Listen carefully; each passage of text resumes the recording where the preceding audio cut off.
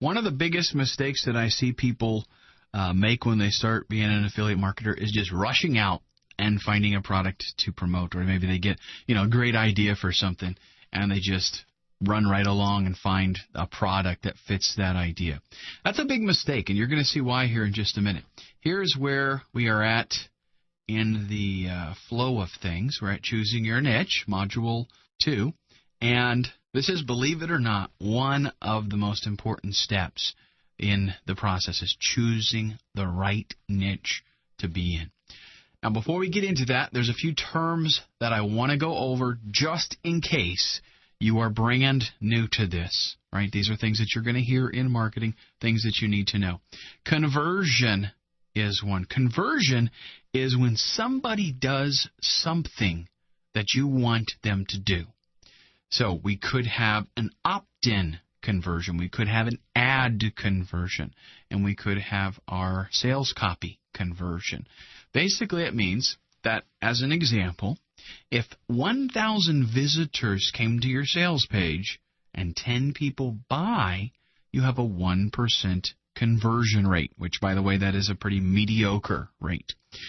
Right now, I'm launching a campaign on a rather expensive product, and we're talking over $400, and it has a 6% conversion rate. So out of 1,000 people that see the page, 60 people buy it. Okay, that's a 6% conversion rate.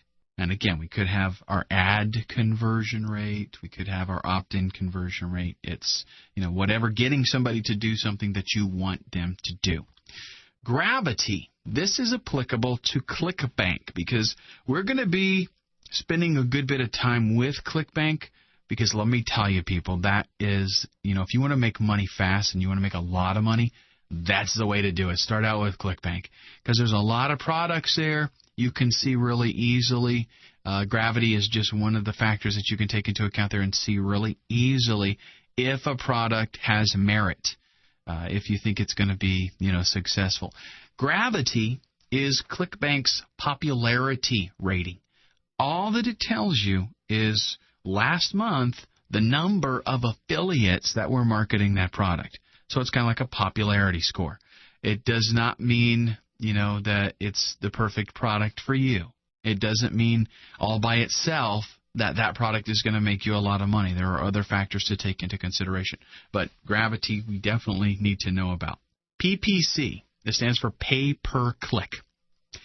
If you've heard of Google AdWords, what this means is that you are willing to have an advertisement displayed and you are willing to pay a certain amount of money when somebody clicks on that ad. That means if your ad shows up 1,000 times and nobody clicks on it, you don't pay.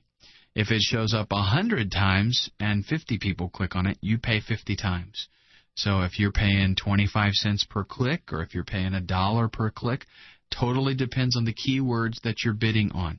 So what you do is you put together an ad, and then you say, hey, Google, here's the keywords that I want. If somebody searches for these keywords, here's the amount of money that I'm willing to pay for those keywords to have my ad displayed and have somebody click on it.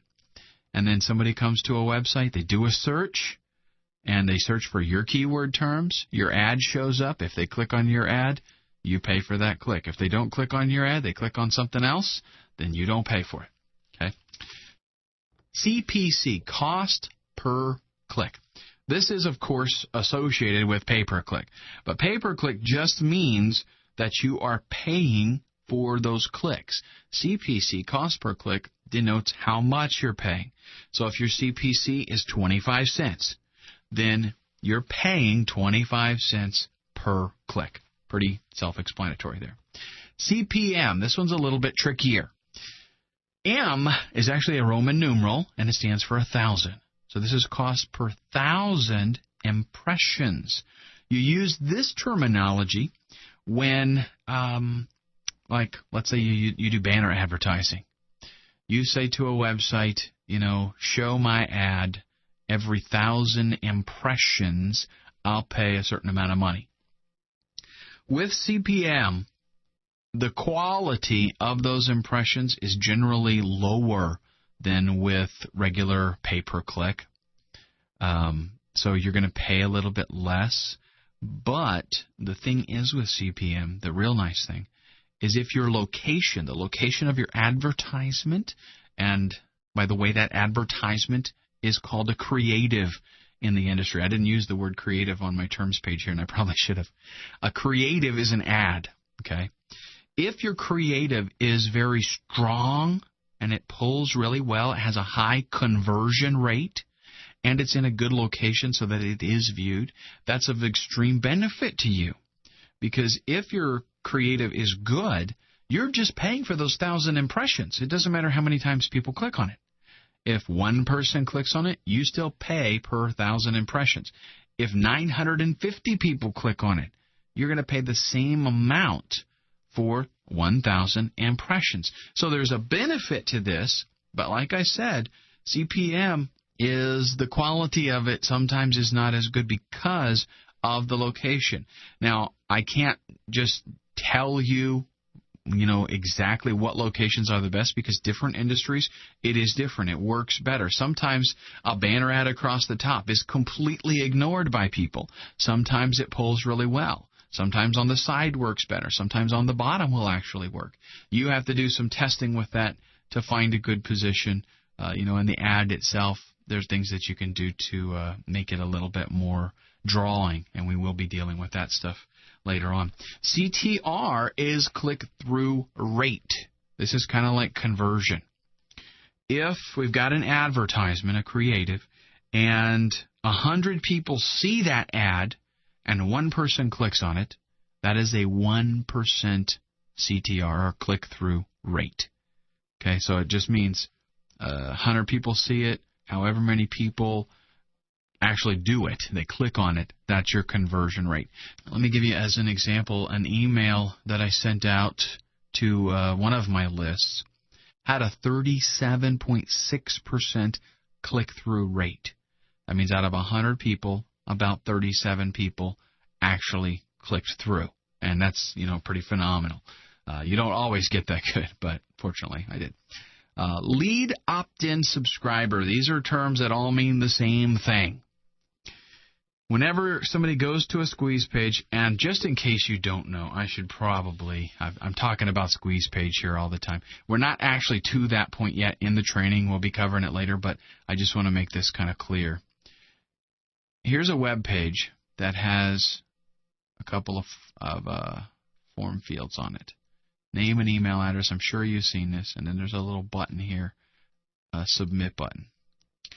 And there might be some other stuff, maybe a video or whatever. You're trying to get people to put their name and email address here. Once they do that, they click that submit button, that information gets taken to an autoresponder. And again, we're going to be covering this later, so don't worry. But that autoresponder manages the list of the people that have opted in. So they're a lead right now because they have said, yes, I want more information. But they're a lead, they have opted in, they are now a subscriber to your list.